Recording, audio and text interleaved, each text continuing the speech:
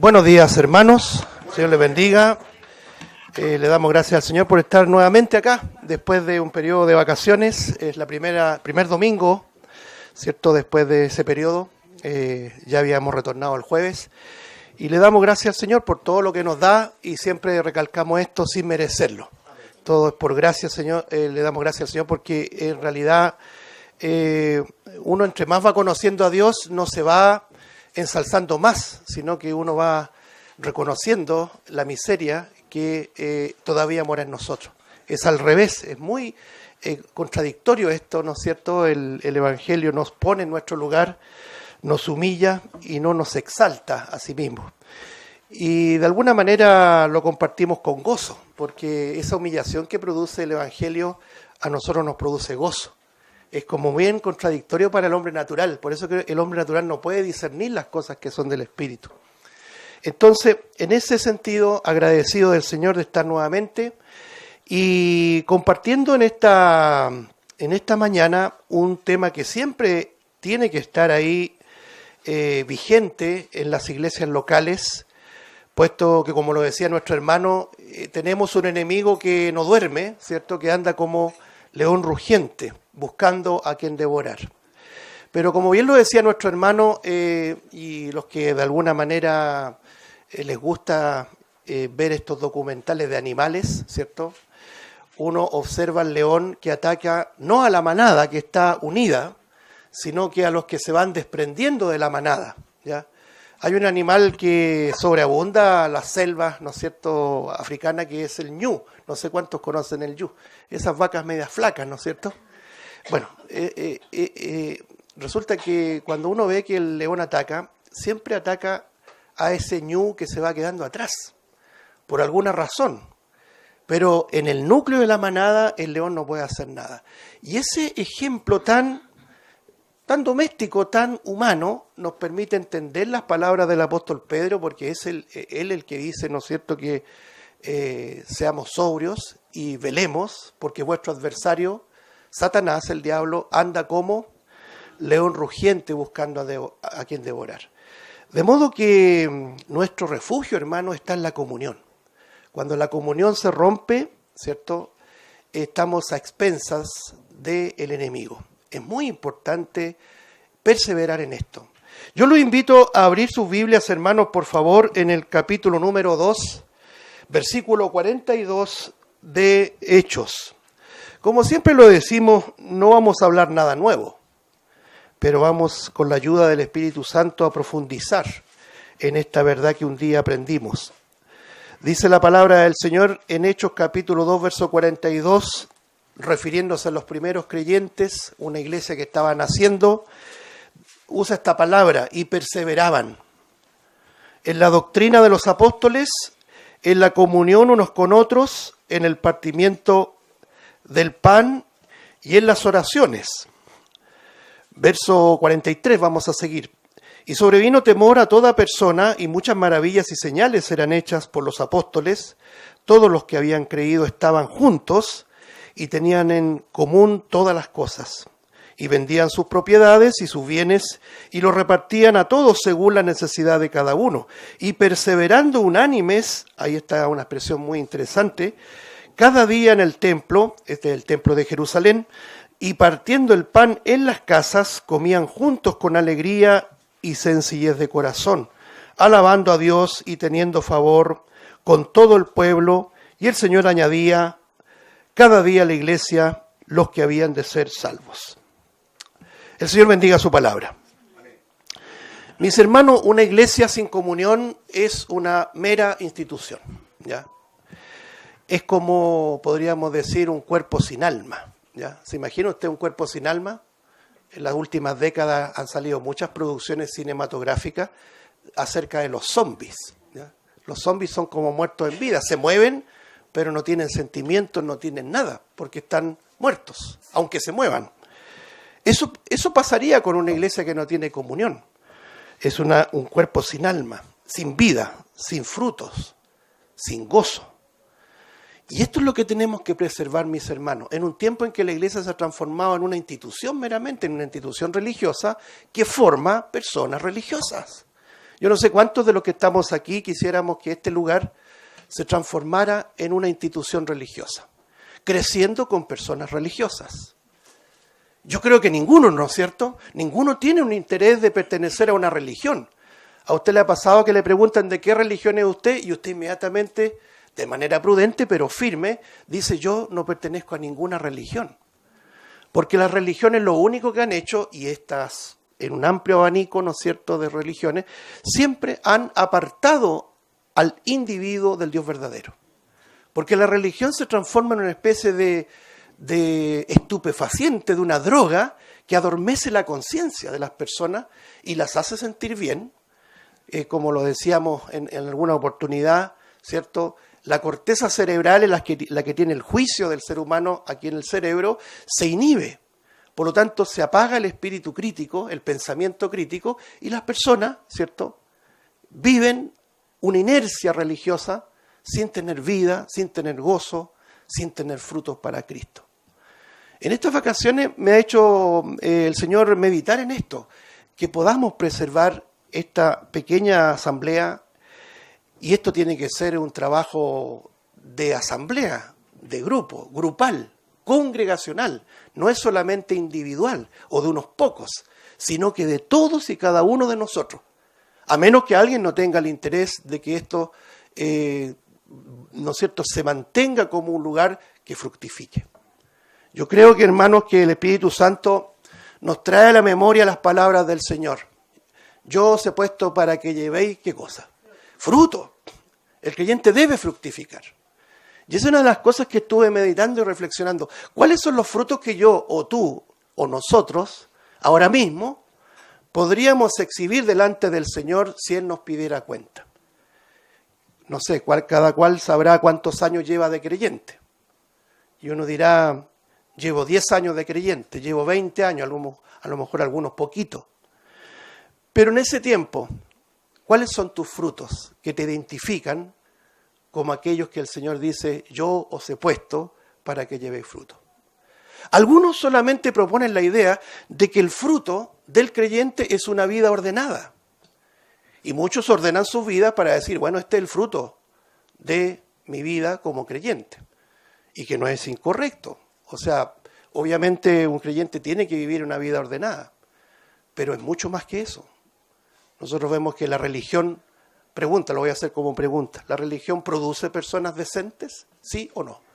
Claro que sí. Personas moralmente correctas, personas con una vida cívica correcta. Pero mis hermanos, eso no es lo que nos va a llevar al cielo. Y esa es la gran confusión que tiene la iglesia final en este tiempo que estamos viviendo, de lo cual, de esa influencia, no estamos ajenos. Nosotros podríamos caer en una institución religiosa produciendo mundanos decentes. Yo no quisiera ser un mundano decente. Yo quiero llegar al cielo. Yo sé que tú también. Por eso que es importante preguntarse: ¿soy de verdad creyente? ¿He fructificado en estos años o incluso en estos meses para el Señor? Y que me da la tranquilidad de que soy un hijo de Dios. Y uno de los frutos es precisamente fomentar, hermano, escúcheme bien, fomentar la comunión que Satanás, de una u otra manera, quiere destruir. Una iglesia sin comunión se transforma en una institución. Es como la iglesia en Sardis. No sé cuántos se acuerdan que estuvimos estudiando hace ya varios años, como pasan los años, hermano, ¿eh? Uno se ve al espejo y una arruguita más, o un par de arrugas, o unas canas más. Ya, yo me encontré unos 2 canas más en las vacaciones. Se ríen los hermanos. Estudiamos la iglesia en Sardis, y no sé si alguien se acuerda de la característica de la iglesia en Sardis. Porque la idea es que lo que estudiamos hace años no solamente haya quedado como en un conocimiento temporal, como aquellas clases que nos hacían antiguamente de historia. Alguna vez me enseñaron de los visigodos y nunca más supimos de ellos. En la iglesia pasa exactamente lo mismo. La iglesia en Sardis tenía una característica. Era una iglesia que tenía nombre, de que vivía, de que tenía vida, pero estaba muerta. Y eso es dramático. Yo quiero que el Espíritu Santo a todos nosotros nos mueva nuestras conciencias, porque el somnífero de la religión no nos permite ver ni nuestra propia vida, ni nuestra propia familia, ni menos la iglesia. Por lo tanto, Satanás nos podría, en un corto plazo, transformar en una institución religiosa de buena crianza, de mundanos decentes, pero nada más que eso. Satanás, mis hermanos, hará los esfuerzos imposibles, los mayores esfuerzos, por destruir la comunión. Y en eso tenemos que velar absolutamente todos y cada uno de nosotros. La comunión, hermanos, práctica a la cual el Señor nos ha entregado, es algo que Satanás aborrece. Por lo tanto, tenemos que, primero, no ignorar sus maquinaciones, porque sabemos muy bien que él usa una materia prima. ¿Cuál materia prima usa que nosotros le entregamos así a granel, como se dice? Nuestro pecado. Si en una iglesia, o mejor dicho, una iglesia está constituida de pecadores, todos los que estamos aquí, todos los que hasta a esta misma hora se están reuniendo, somos pecadores. Y el pecado es una excelente materia prima para Satanás. Su estrategia precisamente usa esa materia prima que es nuestro pecado. Y en este tema que quiero iniciar, no sé cuántos domingos nos irá a tomar, vamos a observar 4 puntos de nuestros pecados que apuntan, ¿no es cierto?, a destruir la comunión. Número 1, los vamos a mencionar primero y después los vamos a ir viendo de manera individual. Número 1, la ociosidad. ¿Ya? El ocio es uno de los enemigos del creyente. Número 1, podríamos decir. Nosotros vivimos en una sociedad absolutamente ociosa. La gente, si siempre fue mala para leer, hoy día es peor. La gente no lee, la gente quiere cosas instantáneas. La otra vez hablábamos de esta ociosidad y esta inactividad, esta virtualidad, esta epidemia, no sé cómo llamarlo, la pandemia digital. La otra vez en las vacaciones veíamos una familia completa. Estaba el papá, la mamá, habían como 3 hijos. Los 5 estaban con el celular en una mesa de almuerzo, los 5. Y yo digo, se estarán comunicando, porque uno dice, hoy día hasta para ver el menú tenemos que tener el celular, no es que le ponen un QR, y el que no sabe manejar el QR se queda sin almorzar, pues. Tiene que llevar su celular para meterse al QR, pero no era el asunto del QR, porque era una comida de cocinerías rurales, ¿cierto?, de campo. No había QR. Estaban los 5 metidos ahí. ¿Qué es lo que vemos así, en ese aspecto? Vemos que la virtualidad nos ha cautivado, nos ha capturado. Y en esa dinámica de la virtualidad se siembra también la falta de paciencia. Queremos todo instantáneo, por eso que los videos largos la gente no los ve y con el pulgar pasa al siguiente que sea corto, preciso y conciso. Y no sé, en 1 hora, ¿cuántos videos te verá? Y los videos muy largos definitivamente no los ve. Por eso los que crean contenido digital saben muy bien que su contenido tiene que ser preciso y conciso, si no, el ocioso y impaciente va a pasar inmediatamente al siguiente video. De alguna manera, hermanos, todos hemos sido afectados por esta virtualidad, pero lo peor, si no es malo el celular, uno no puede satanizar el aparato. Antiguamente los viejos predicadores satanizaban el televisor. Claro, Gigi Ávila, el famoso Gigi Ávila, decía que en el nombre de Jesús el televisor era el cajón del diablo. ¿Se acuerda? Y resulta que después terminó predicando en la televisión. No es satanizar el aparato, es hacernos cargo de nuestro pecado. Y uno de los pecados, hermanos, de los cuales vamos a hablar a futuro, es precisamente la ociosidad, es la inactividad en una iglesia. Una iglesia local no se puede transformar en un salón de conferencia, en donde venimos a oír, que no es malo. La fe viene por el oír y el oír por la palabra de Dios. Pero una iglesia local es para que nosotros vengamos a servirnos mutuamente, a ejercitar el o los dones que Dios nos ha dado. No puede transformarse en un salón de conferencia. Tiene que transformarse en un lugar de trabajo, en un lugar de servicio.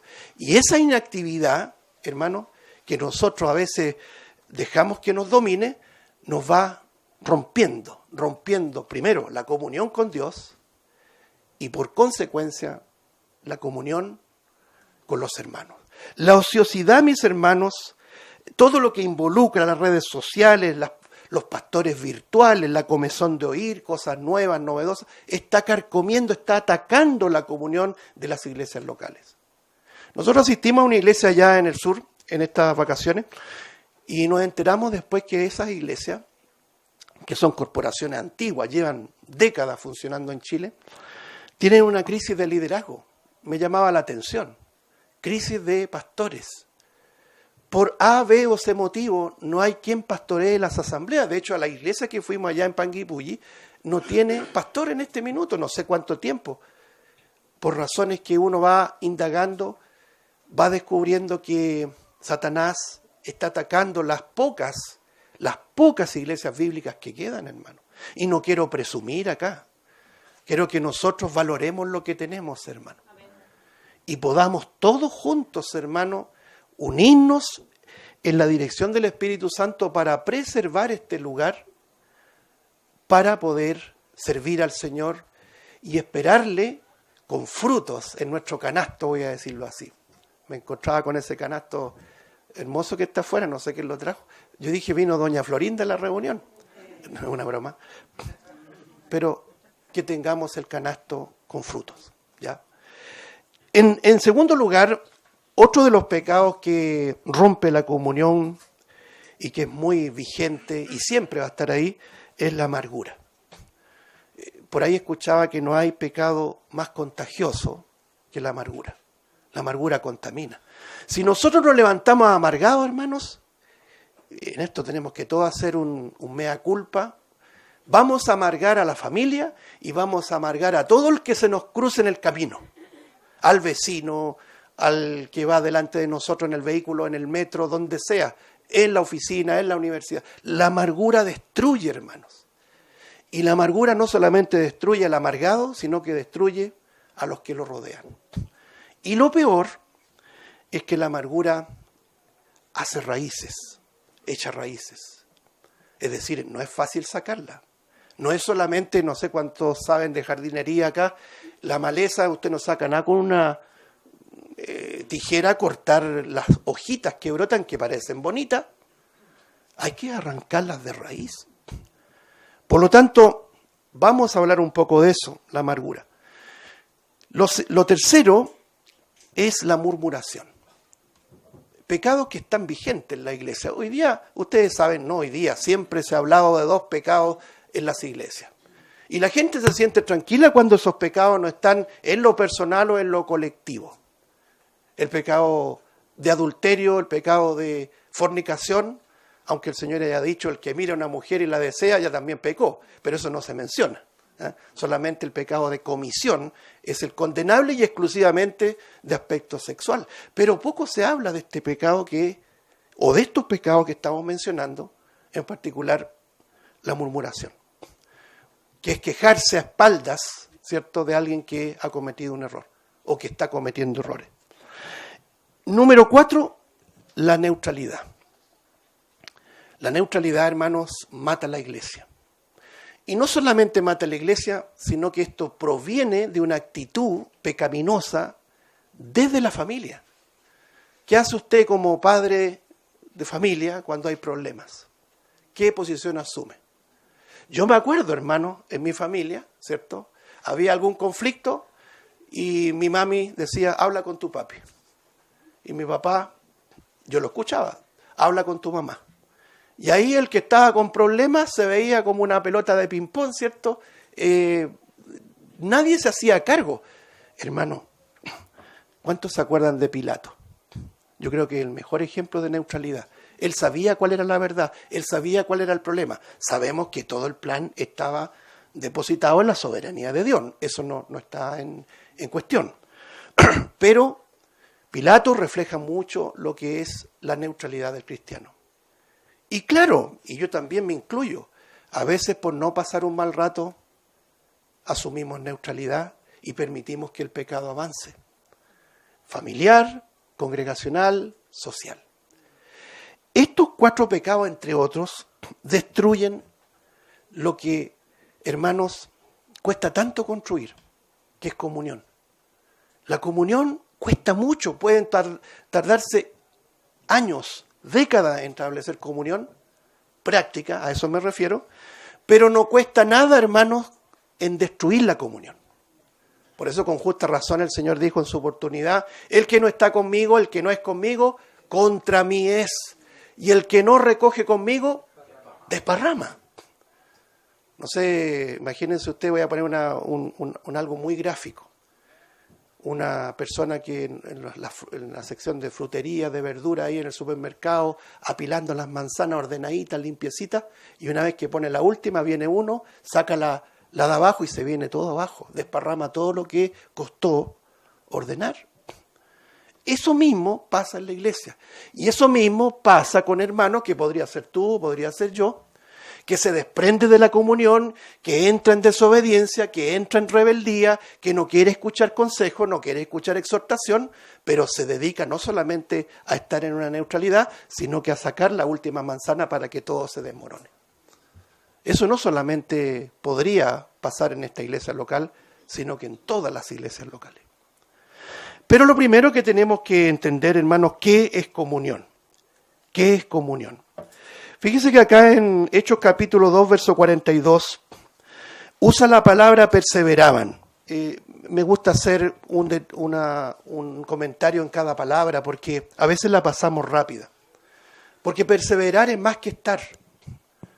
El que usted venga a las reuniones no significa que usted está perseverando. El estar en un lugar no significa perseverancia. Porque la perseverancia, la palabra, la original que se utiliza aquí, tiene que ver con enfrentarse ante la adversidad, el desánimo, la oposición, el desgano y todo lo que se opone al avance del creyente.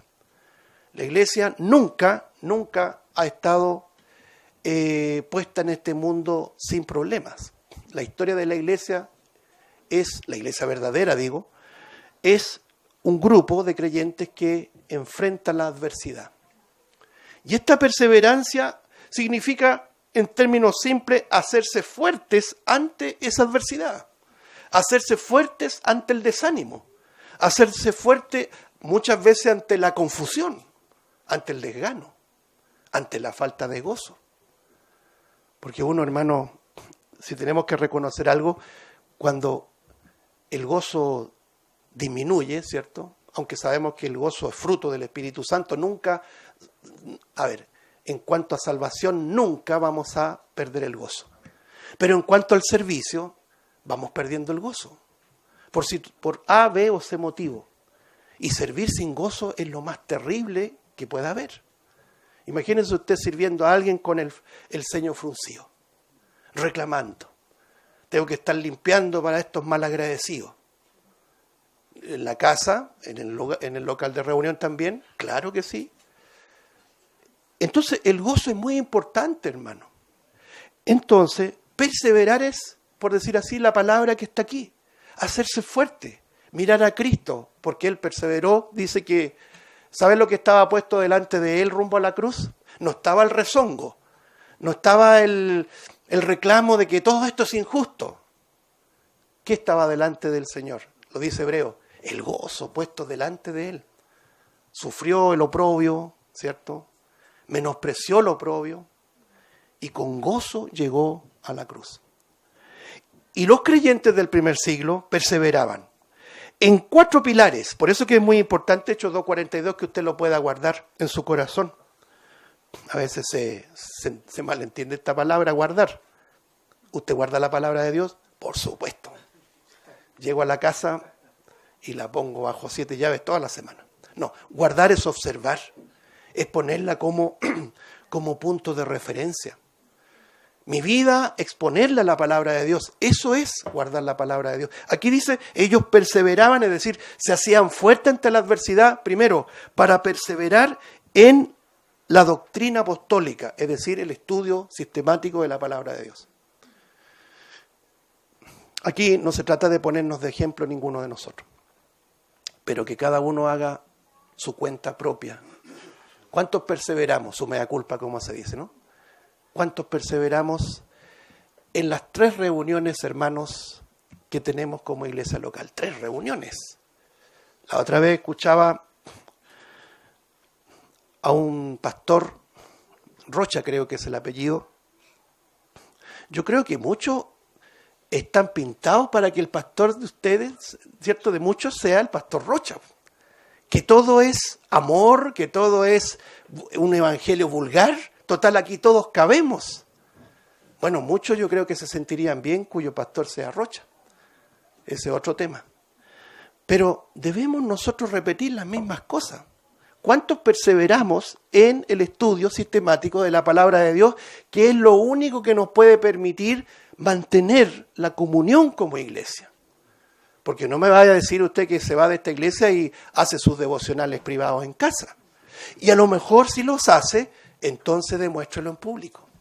Porque todo lo que hacemos en privado se tiene que manifestar en público. Los creyentes perseveraban en el estudio de la palabra de Dios. Segundo, perseveraban en la comunión unos con otros. Es decir, estar juntos, no solamente juntos, estar unánimes, en un mismo sentir, en una misma forma, en unos mismos principios, en una misma perspectiva. A eso tenemos que llegar, a eso tenemos que apuntar. Y a eso apuntaban los creyentes del primer siglo y perseveraban en eso.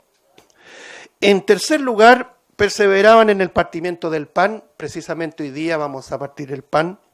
Es un mandamiento del Señor, no es una opción. Haced esto, esto es mandamiento. A veces nosotros decimos, pecado es no hacer lo que, no cometer actos de comisión. Mientras yo no cometa esos pecados, ¿se entiende comisión, cierto? Todo bien. Pero el Señor te manda a participar de la cena del Señor. Y si no lo haces, estás pecando.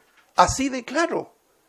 Entonces, pecado a veces para nosotros son ciertas cosas nomás. Pero el resto parece que no significa pecado. Los hermanos del primer siglo perseveraban en el partimiento del pan y además en las oraciones. Entonces, vemos acá en Hechos capítulo 2, 42 y el versículo 46, algo muy importante, y perseveraban unánimes, que dice, cada día en el templo. Usaban la infraestructura judía, el templo de Jerusalén, para reunirse allí. El Señor, a nosotros como iglesia local, nos tiene este lugar. No sabemos hasta cuándo, pero hasta ahora este lugar es nuestro punto de encuentro. Aquí es donde debemos perseverar. Si es que amamos esta iglesia local, porque si alguien no tiene amor por esta iglesia local, no tendría ningún sentido hablar lo que estamos hablando. ¿Se entiende, no? Perseverar unánimes cada día en el templo, partiendo el pan en las casas, comían juntos, note, con alegría, no con amargura, y sencillez de corazón. No necesitamos nada sofisticado para hacer iglesia, hermano. Necesitamos alegría y sencillez de corazón. Esto, en su aspecto conceptual, es comunión. La palabra original de comunión es koinonía. No sé si alguien la habrá escuchado alguna vez. Koinonía, una palabra griega, que significa simplemente unión común. Alguien nos unió de manera común. El vínculo común que tenemos es Cristo. ¿Qué otro vínculo podríamos tener? Hemos sido unidos por el Evangelio de Jesucristo. Esa es nuestra unión común. Posicionalmente tenemos una comunión con el Señor que es inseparable. Nunca Él va a romper ese vínculo con nosotros, aunque nosotros por nuestro pecado hagamos méritos para hacerlo, aún Él va a mantener la comunión con nosotros. Pero ocurre que en esa desobediencia nuestra nos olvidamos de esta unión común y perdemos el rumbo, la perspectiva de lo que es iglesia. Iglesia pasa a ser muchas veces, y tristemente lo vemos, pasa a ser como una actividad dentro de la agenda que tenemos. Y una agenda que está priorizada principalmente por nuestros intereses terrenales. Porque si yo tengo algo prioritario, no sé qué puede ser prioritario un día domingo principalmente.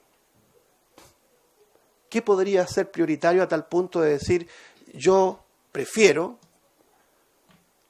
esto en lugar de estar con mis hermanos? Una vez me preguntaban, hermano, porque siempre está el aspecto religioso, hermano, ¿esto es pecado? ¿Ir al cine es pecado? O sea, este tipo de preguntas que forma precisamente personas religiosas. El apóstol Pablo dice, todo me es lícito, obviamente en cánones éticos, obviamente. Todo me es lícito, pero no todo conviene. Si yo voy a ir al cine el día en que tengo mi deber, y no solamente mi deber, sino que mi querer estar con los hermanos, claro que no es lícito, pues hermano. Me voy a ir al cine, la película que sea, aunque vaya a ver La Pasión de Cristo, usted dejó de cumplir el deber de estar con sus hermanos. O sea, el pecado no está en el cine, no satanicemos el cine, satanicemos tu actitud o la mía, dejando el deber de estar en comunión, unánimes. Note que esto, hermanos, por ejemplo, en Hechos capítulo 1, versículo 14, por favor.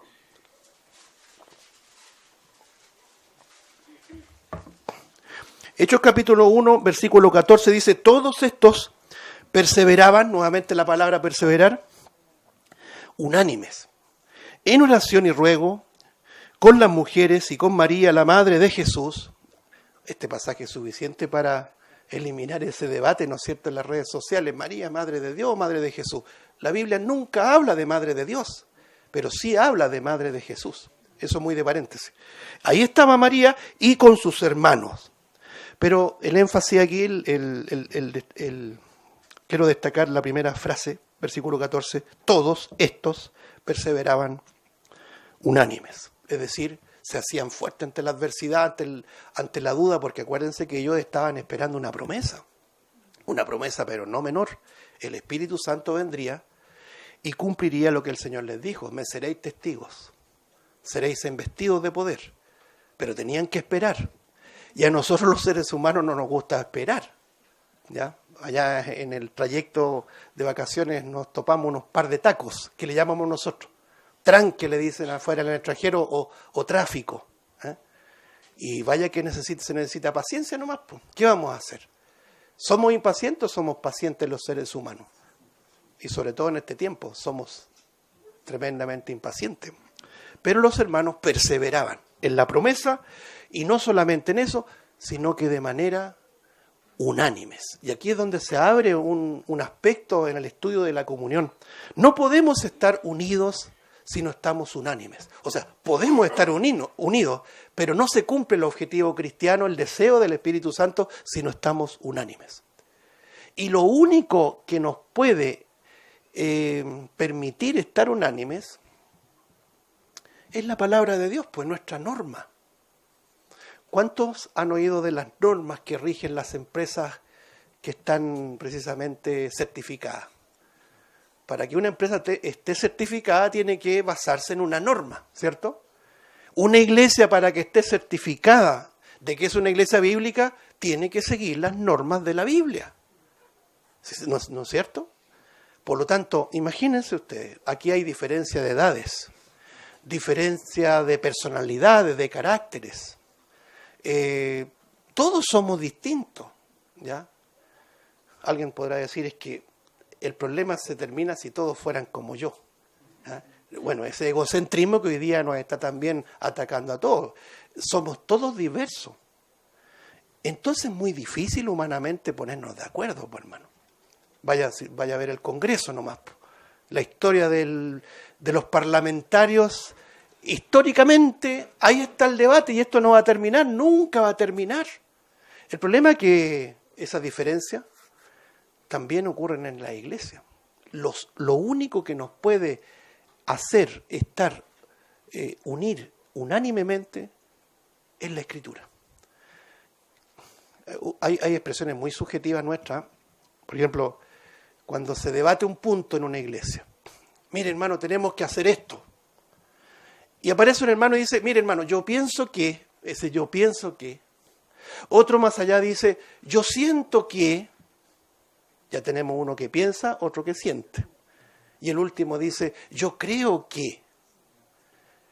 Y la pregunta más lógica ante esa subjetividad, porque el yo pienso, el yo siento, el yo creo es subjetivo, porque el que yo pienso no quiere decir que el de al frente piensa lo mismo.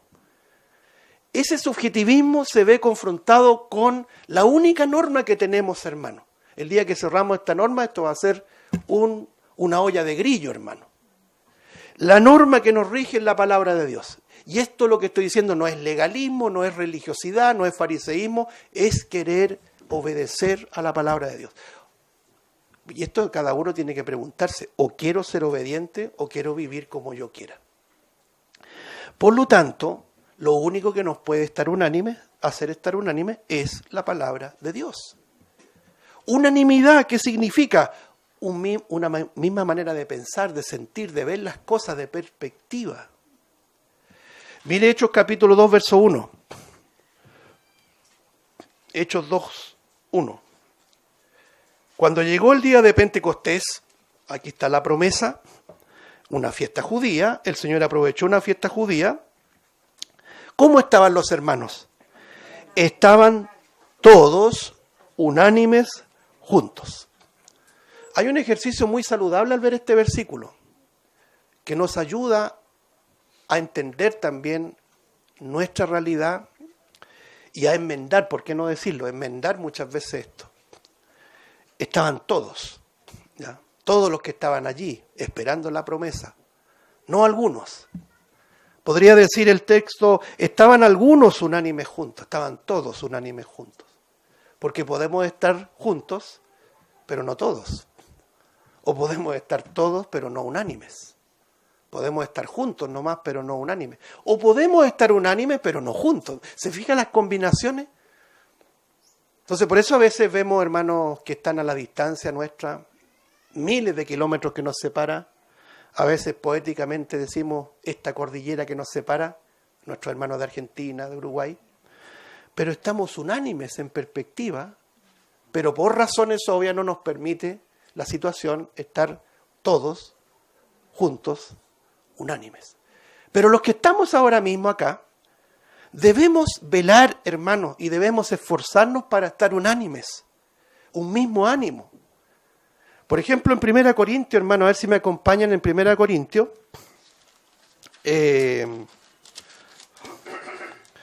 capítulo número 1, por favor.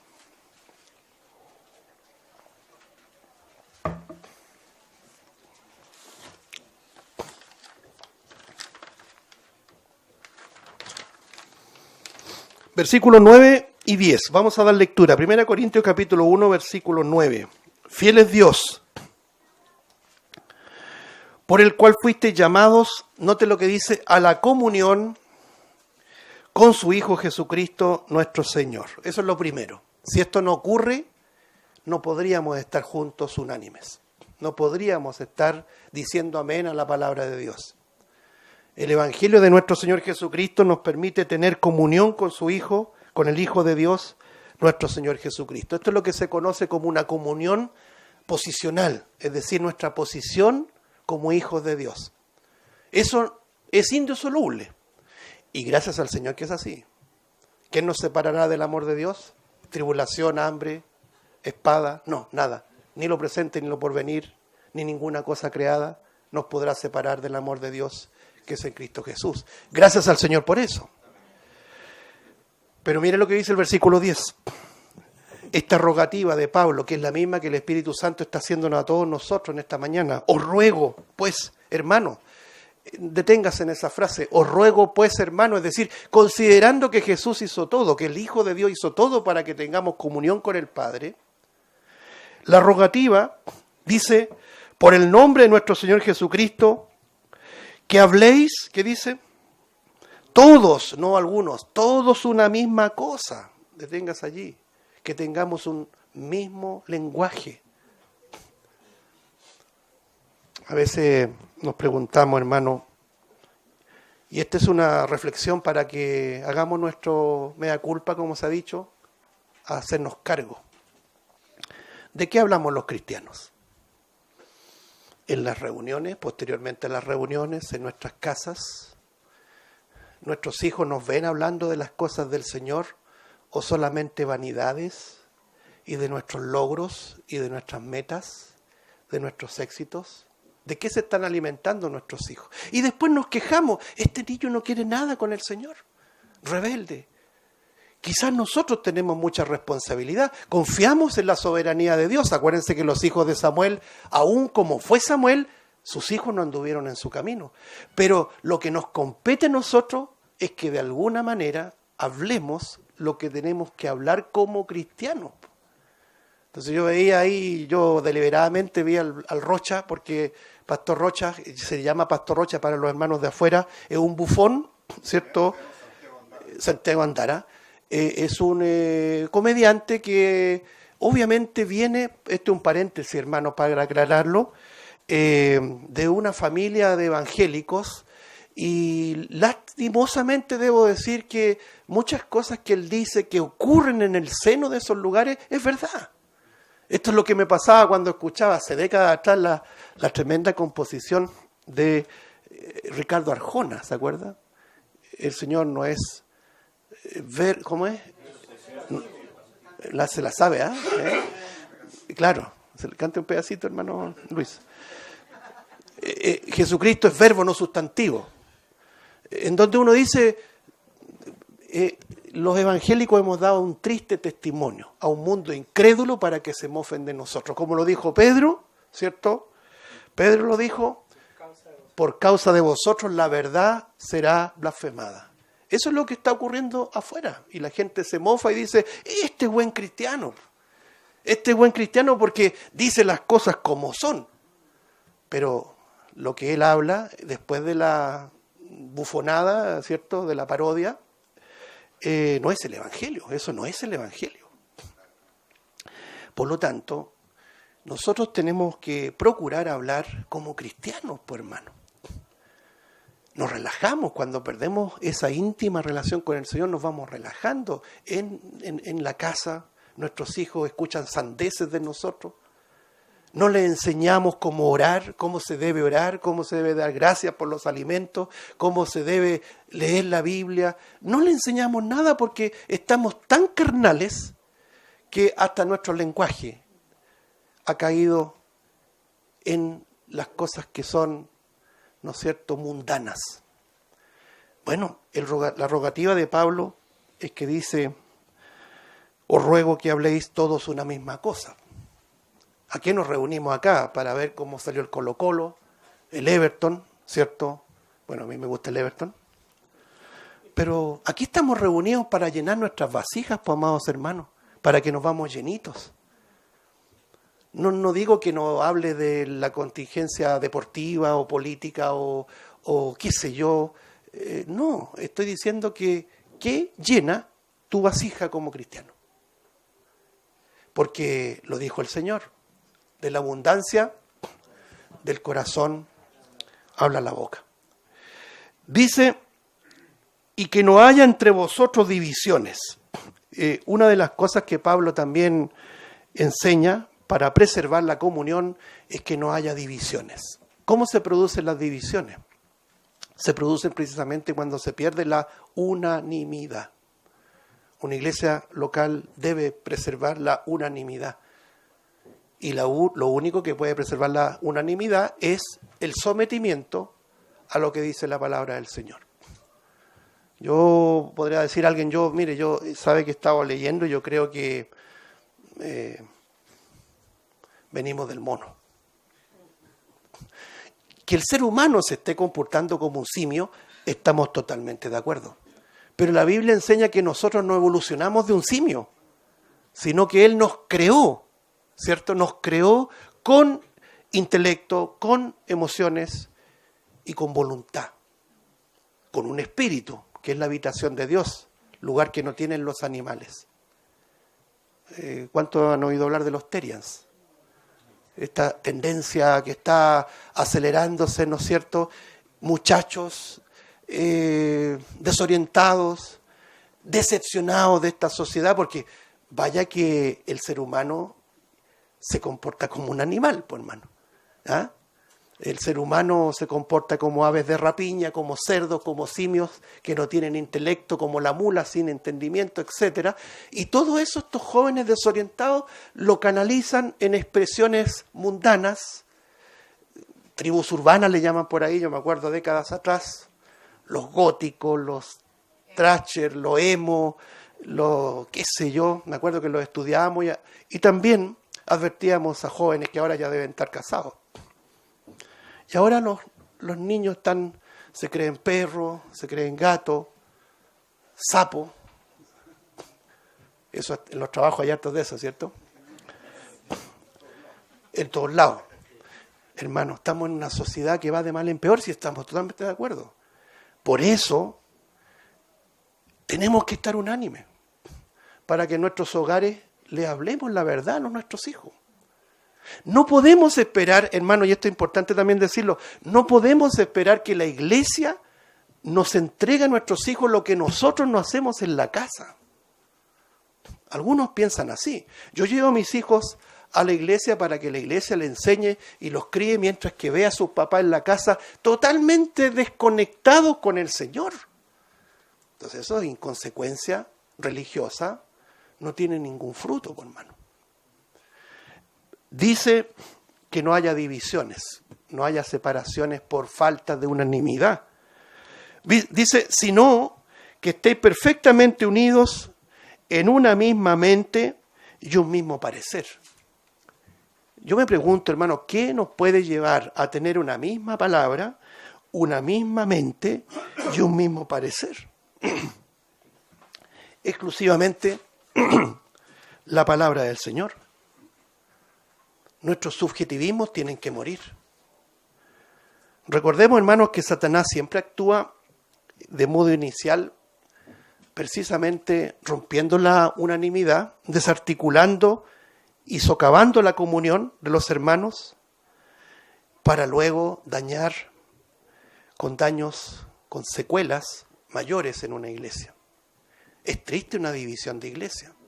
Aunque el apóstol Pablo llega a decir, es necesario que entre vosotros haya divisiones para que se manifieste quiénes son los que están aprobados. Porque tristemente hay que decirlo, no todos los que están en una iglesia local son creyentes. Y no pueden discernir las cosas del Espíritu. No pueden, no es que no quieran. No pueden. Y con esto no nos jactamos, hermanos, los que de alguna manera vamos comprendiendo las profundidades del Evangelio. Porque a todos nos cuesta entender las cosas profundas, ¿no es así? Pero las cosas elementales y sustanciales que mantienen una iglesia en comunión y unánimemente, esas cosas se disciernen con aquellos que tienen el Espíritu Santo. Entonces, ¿qué es lo que ocurre? Satanás hace uso de esa flaqueza y esa comunión que primeramente es sana y que cuesta trabajo mantener, en un corto tiempo se puede ver destruida. Quiero terminar el día de hoy en este preliminar, ¿no es cierto? Ya vamos a hablar de los puntos que mencionamos en el inicio, algunos pecados que destruyen la comunión. Quiero que veamos junto acá Filipenses capítulo número 1, por favor, y terminamos. Hermano, no olvidemos que la iglesia en Corinto era una iglesia muy carnal, ¿cierto? Era una iglesia que evidenciaba parcialidad. Yo soy de Apolos, yo soy de Pablo, yo soy de Cefas, por ahí sale. ¿Y qué dice Pablo frente a esa división, a esa parcialidad? ¿No soy carnales? Estáis actuando como carnales. ¿Qué es Pablo? ¿Qué es Cefas? ¿Qué es Apolos? Colaboradores como tú y como yo. Uno plantó, otro regó, pero Dios es el que da el crecimiento. De modo que, ni el que planta es algo, ni el que riega, sino Dios que da el crecimiento. Cuando hay carnalidad, hay parcialidad. Cuando hay carnalidad, hay, de alguna manera, neutralidad. No, hermano, no podemos seguir viviendo en esa neutralidad que el Señor aborrece. Filipenses capítulo 1, versículo 27 dice lo siguiente. Bueno, esto hay que tomarlo, hay que leerlo completo, pero voy a, en honor al tiempo, solamente leer el versículo 27. Solamente que os comportéis como es digno del Evangelio de Cristo, para que, o sea, que vaya a veros, o esté ausente, oiga de vosotros que estáis firmes. ¿Qué dice? En un mismo espíritu, combatiendo unánime, nuevamente la palabra, unánimes, en un mismo sentir, una misma forma de pensar, de hablar, de esperar, de perspectiva, unánimes por la fe del Evangelio. Es decir, hermano, el apóstol Pablo, acuérdense que escribía esta carta desde la cárcel. Sufría Pablo, porque él amaba a la iglesia y quería estar allí. Pero él dice, aunque esté o no esté, yo quiero oír de ustedes que están firmes en un mismo espíritu. Que el Señor quiera, hermanos, voy a dejarlo hasta aquí, que esta iglesia local, con todos los errores que podamos tener, no hay iglesia perfecta, podamos velar con todas nuestras fuerzas, con todos nuestros esfuerzos, hermanos, a mantener una comunión unánime. Porque esa comunión unánime dejará inactivo, ¿cierto?, las acechanzas del enemigo. Que el Señor nos ayude.